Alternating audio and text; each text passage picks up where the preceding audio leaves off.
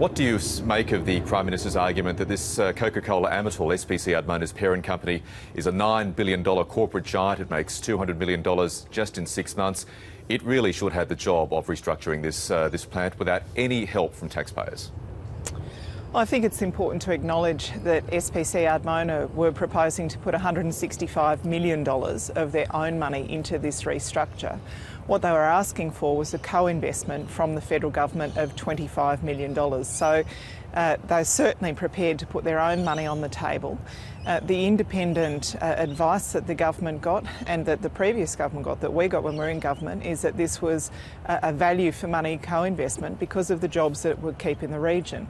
We're looking in the Greater Shepparton area of unemployment going from around 8.5%, which is already quite high, to over 12% if this closure goes ahead. It's the thousands of jobs, obviously, that are directly employed by SPC Ardmona, but it's also the knock-on effects for farmers and other businesses in the area, pushing up unemployment quite substantially. This is an area where it's not easy just to shift from one job to another, and Australian farmers have found that it's not easy just to shift from one market to another either. So it's the jobs, it's the social dislocation that we'll see, and it's the loss of food manufacturing in Australia.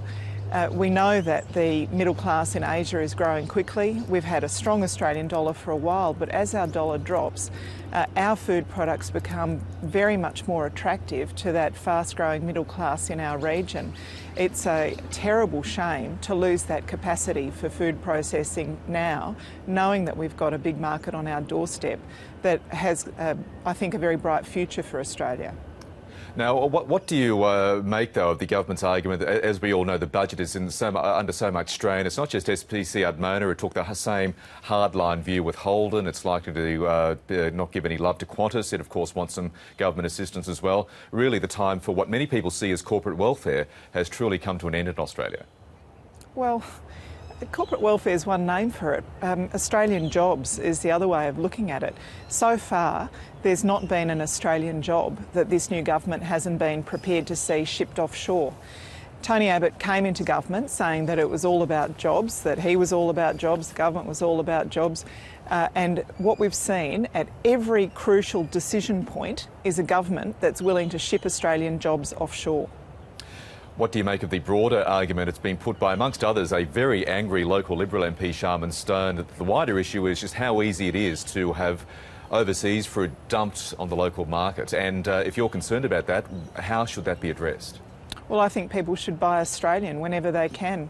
But you've got to realise one of the great challenges that we've been facing as a nation is the strong Australian dollar. Now, that's been a reflection of our strong economy compared with the rest of the world, but it has caused temporary problems for our manufacturing industry, problems that we can sort out, problems that this company is prepared to work to sort out, prepared to put their own money on the table.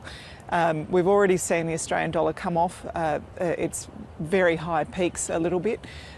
With help from the government to restructure, to bring out new product lines, this company has a future here. Holden said that they had a future in Australia. Holden were goaded out of Australia. SPC Ardmona, their workers, the farmers that supply them, have had the back of the government turned to them.